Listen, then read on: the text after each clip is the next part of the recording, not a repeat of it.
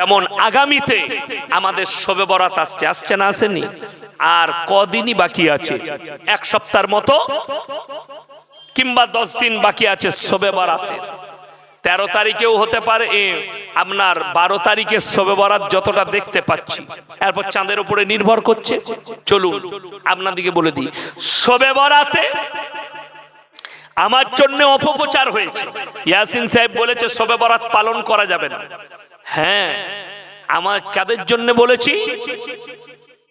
যারা মনে করেছে মেদিনীপুর, হাওড়া, হুগলির ছেলেরা তারা শবে বরাত পালন করে, জীবনে এক ওয়াক্তের নামাজ পড়ে না। আর শবে বরাতে হালুয়া রুটি ইসলামী শরীয়তে নাই। শবে বরাতে আগরবাতি মোমবাতি নেই। আপনাকে মেদিনীপুরে দেখিয়ে দেবো, পূর্ব মেদিনীপুরে একটা গ্রামে গেছি শবে বরাতের রাতে জলসা করতে, দেখছি গোটা কবরস্থানে কি লাইট, কবরগুলোতে আগরবাতি মোমবাতি দিয়ে দিয়েছে গোটা দেওয়ালে। আমি বলি এগুলো কি? বলে ও রাতের বেলায় মরা লোকরা সব বাড়িতে আসে না, হোঁচট খেয়ে পড়ে যাবে। আমি বলি এর থেকে ভালো লাইট লাগিয়ে দিতিস জেনারেটর করে, ও তো মোমবাতিতে রাস্তা এমনি দেখতে পাবে না অন্ধকারে। কত বড় দুর্নীতির কথা বলুন তো, যে মানুষ মরে গেলে তারা শবে বরাতের রাতে আসে। এইগুলো হচ্ছে হাদিসুন নিসা, মেয়েদের হাদিস। এগুলো আপনার আমার হাদিস নয়, দাদির হাদিস। এই আপনাকে দেখিয়ে দেবো, পশ্চিম বাংলায় শবে বরাতের একদিন আগে থেকে অনেকগুলো গ্রামে বোম ফাটে না, দাঁড়াম দুড়ুম ফাটাম ফুটুন, মনে হয় কারগিলের যুদ্ধ শুরু হয়েছে। হ্যাঁ, পুলিশরাও ভয় খেয়ে যায়, আল্লাহ মারামারি লেগে গেল নাকি, তাড়াতাড়ি ছুটে আসে তারা, এসে দেখে না এটা এদের পরব। বড় কষ্টের বিষয়, আমাদের দেশের সনাতনী অমুসলিম ভাইরা তারা দেওয়ালিতে বোম ফাটায়, আপনি শবে বরাতে ফাটান, পার্থক্য কিছুই নাই। বড় কষ্টের বিষয়, শবে বরাতে হালুয়া নাই, রুটি নাই। শবে বরাতে নামাজ পড়বেন, শুনেলেন? শবে বরাতে কেউ যদি নামাজ না পড়ে গুনাহগার হবে? কথা বলে না? এ হুজুররা আছে, জিজ্ঞেস করেন, কেউ যদি নামাজ না পড়ে শবে বরাতে পাপ হবে?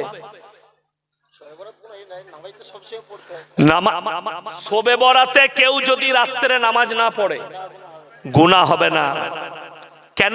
কেন গুনাহ হবে না? ওটা নফল নামাজ। কি নামাজ বললাম? নফল, সুন্নত ওয়াজিব ফরজ নয়, নফল নামাজ। কেউ যদি বলে শবে বরাতে নামাজ পড়তেই হবে, আমি মৌলভী শওকতের বেটা বলে গেলাম বেদাত। কেউ যদি বলে রোজা রাখতেই হবে, বেদাত। আপনি রোজা রাখলে নেকি আছে, না রাখতে পারলে কোনো রকমের কোনো অসুবিধা, পাপ নেই। আমি একবার শবে বরাতের দিনে রোজা রাখিনি, আমার এক আত্মীয়র বাড়িতে বর্ধমান জেলাতেই গিয়েছিলাম, তো আমাকে নাস্তা দিয়েছে, আমি নাস্তা খেতে বসেছি। পাড়ার 4-5টা এখন বুড়ি মেয়ে এসে বলছে হুজুর রোজা রাখে নিল। আমরা আল্লাহ কি ফের করলাম। আমি বললাম তুমি রেখেছো? তোমরা? বললে বাবা শবে বরাতের রোজা জীবনে ছাড়ি না বাপ। আমি আচ্ছা, আর রমজান মাসে? বললে হুজুর 15টার বেশি পারি না। আমি তোমরা কেলানি খাবে, আমি জান্নাতে যাও। বলে কেন? আমি রমজান মাসে আমি একটা ছাড়ি না, আর তোমরা 15টার বেশি পারো না। পার্থক্যটা এটাই। শবে বরাতের রোজা না রাখলেও কেউ যদি রাখতে না পারে কোনো দোষের নাই। কিন্তু শুনে রেখে দেন, যে রমজানের রোজা রাখে না, 30 দিন নামাজ পড়ে না, 365 দিনের নামাজি নয়, তার জন্য শবে বরাত নাই। শবে বরাতের নামাজ পড়ে তার লাভ হবে না। লাভ তার যারা 5 ওয়াক্তের মুসল্লি আছে তাদের। যেমন আমাদের দেশে একটা রেওয়াজ হয়ে গেছে, 27-এর রাত্রে কোরআন খতম করা হয় না প্রত্যেক মসজিদে। এটা যদি কোনো মুফতি ফতোয়া দেখিয়ে দেয় যে 27-এর রাত্রি কোরআন খতম করতে হবে, তার জুতোর মালা পড়বো আমি। যাও এক্ষুনি নিয়ে আসেন সেই মুফতিকে, খালি ফতোয়া দিয়ে দিবে আপনি ভুল বলছেন, 27-এর রাত্রি কোরআন খতম করতে হবে। যদি কেউ এটা নিয়ত করে 27-এর রাত্রিতেই কি শবে কাদার, জেনে রেখে দিবেন 1 নম্বর কাঁচা বিদআত। এটা ভাবা যাবে না।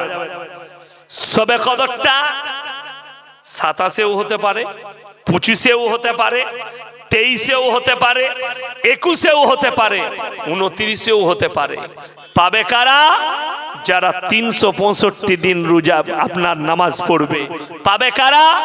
যারা প্রত্যেক দিন রমজান মাসে তাহাজ্জুদের নামাজ পড়বে তারা পাবে। যদি মনে করো 27 দিনই শবে কদরটা যদি হয়, তাহলে মাতাল্লাহ তো পেয়ে গেল, মেরে দিলে ছক্কা। এই লোকগুলো কি ফুক্কা?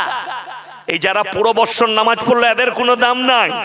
তুমি হারাম করে একদিন নামাজ পড়ে কোনোদিন রোজা রাখে নাই। আমাদের বর্ধমানের কথা বলছি, বর্ধমানের বিখ্যাত মিষ্টি হচ্ছে মিহিদানা সীতাভোগ, ঠিক কি না? কথা বলেন। হ্যাঁ, মেদিনীপুরের অনেক লোক রাতের বেলায় ট্রেনে এসে নামে বর্ধমানে, দিয়ে বাড়ি আসে বাস ধরে, ওই স্টেশনের কাছে ওইখানে মিহিদানা সীতাভোগ কিনে ঘরে এসে বলে, শালা বর্ধমানের লোক বাজেবে, এটা মিহিদানা হলো। তুমি তো আসল দোকানই কিনোনি। সব থেকে দামি দোকান হচ্ছে রাধা বল্লভ মিষ্টান্ন ভান্ডার। 1 কিলো সীতাভোগের দাম 550 টাকা কিলো। মুখে দিবেন মিলিয়ে যাবে। 1 কিলো মিহিদানার দাম 550 টাকা স্পেশাল, কি বুঝলেন? আর আপনি যেগুলো আনছেন ওগুলো রেপসির মালের তেলের তৈরি। চলুন আমি যেটা আপনাকে বুঝাচ্ছি, একদম বড় পাজা করে 5 কেজি মিহিদানা নিয়ে চলে গেছে বড় লোক, জীবনে নামাজ পড়ে না, খালি 27 রাতে গেছে, একটা রোজা রেখেছে পুরো বৎসরে 30 দিনে। কটা বললাম? এটা আমি মিথ্যা বলিনি। একটা বড় লোক একদম 5 কেজি মিহিদানা নিয়ে গিয়ে ইমামের পেছনে তারাবি পড়লো। সেই দিনে 27 খতম হচ্ছে, কি বুঝলেন? আর দোয়া, ফেরেশতারা অবাক, আল্লাহ এত কাঁদা তো ইমামও কাঁদছেন, এত বড় পরেশগার একদিনে কি করে হলো? তারপরের দিন থেকে রোজাও নাই, নামাজও নাই, দিয়ে মিহিদানা বিলুচ্ছে, লি যাও, দাও দাও, সবাই হাতে হাতে দাও। সবাই লিচ্ছে, খাচ্ছে। এই মনে মনে করে যে মিহিদানা বিলিয়ে জান্নাতে যাব, তুই তো 1 নম্বর কেলানি খাবি, তোর তো রিহাই নাই। তো এই লোক যদি শবে কদর পেয়ে যায় 27 রাত্রিতে, যে লোকটা 365 দিন নামাজ পড়লো, যে লোকটা তাহাজ্জুদ পড়লো 30 দিন, সেই লোকটার কোনো মূল্য নাই। যদি শুনেলেন এই রাত্রিকে আল্লাহ লুকিয়েছেন, জোরে বলুন সুবহানাল্লাহ। লুকিয়েছেন কেন? ইন্না আনজালনাহু ফি লাইলাতুল কদর ওয়া মা আদরাকা মা লাইলাতুল কদর লাইলাতুল কদরি খায়রুম মিন আলফি শাহর। আমি এমন একটি রাত্রি দান করেছি যে রাত্রি ইবাদত করলে 1000 মাস অপেক্ষা বেশি নেকি পাবে। জোরে বলুন সুবহানাল্লাহ। এক রাত্রিতে তো যে মাতাল, গাঁজাখোর, সুদখোর, এরা জীবনে নামাজ পড়ে না, এক রাতেই তো মেরে নিবে। কথাটা বুঝতে পারেননি? হ্যাঁ, মায়েরা আবার হুজুরকে ফোন করে জিজ্ঞেস করে, হুজুর ক রাকাত নামাজ পড়বে? ওটা আবার হুজুরকে জিজ্ঞেস করতে হবে? তুই রোজ পড়। রমজান মাস আসছে, প্রত্যেকটা ভাই হাত তুলে নিয়ত করুন, প্রত্যেক দিন তাহাজ্জুদ পড়বো। জোরে বলুন ইনশাআল্লাহ। প্রত্যেক দিন পুরুষদের জন্য তাহাজ্জুদ পড়া রমজান মাসে এত সহজ বলে বোঝানো যাবে না। আচ্ছা, 1:30টার সময় কোন জায়গায় 1টার সময় মসজিদে এলান হয় না? হয় না? হয় না? রাত্রে সালামু আলাইকুম মায়েরা, সেহরির জন্য আপনারা উঠে পড়ুন, সেহরির টাইম হয়েছে, আপনারা সেহরি খেয়ে নিন। বলে না? বলে না? মায়েরা রাত 1টা 1:30টায় উঠে গেল, খানা রান্না চাপিয়ে দিল, স্বামীকে উঠিয়ে দিল, হাগো এলান করে দিয়েছে, উঠে পড়ো, উজু করে তাহাজ্জুদটা পড়ে নাও। আপনি তাহাজ্জুদ পড়ে নিলেন, বিবির রান্না রেডি, বিবিকে বললেন তুমি পড়ে নাও, তারপরে একসাথে বসে সেহরিটা খাবো। দুজনেরই তাহাজ্জুদ পড়া হলো, 30 দিনই পড়া হবে। কিন্তু আমাদের দেশের লোক কি পাইকিরি রোজদার, পাইকিরি নামাজি, কি বুঝলেন? রমজান মাসে আমাদের রোজদারদের 3টে টাইম ইমাম আর মুয়াজ্জিনকে গাল দেয়। ক টাইম বললাম? 3 টাইম। ব্যাখ্যাটা দেবো? এই ব্যাখ্যা দিয়ে যায়, এ মাস সবাই নিতে পারবে না। 3 টাইম গাল দেয়। এক টাইম হচ্ছে মাগরিবের সময় ইমাম গাল খায়। কোন টাইমে বললাম? মাগরিবের টাইমে। ইফতারি করে এসে মাগরিবের নামাজ দাঁড়াইছে, সিজুয়া মসজিদে দাঁড়িয়েছে, ইমাম সাহেব লম্বা সূরা ধরেছে, 3য় রাকাতে বলছে, বেদো ইমাম বে, এত লম্বা ধরে এখনো সারাদিন বিড়ি খাইনি।